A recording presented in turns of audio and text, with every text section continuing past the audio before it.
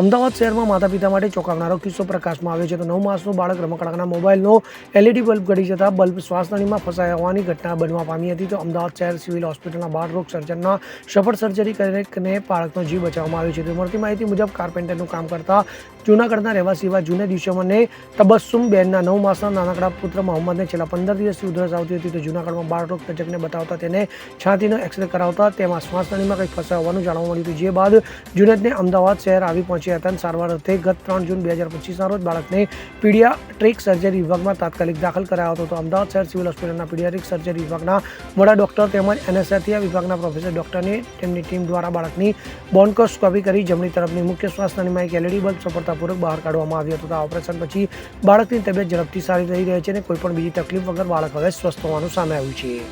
Bureau report CN24 news. હવે જુઓ દેશ દુનિયાની તમામ ખબરો તમારી આંગળીના ટેરવે.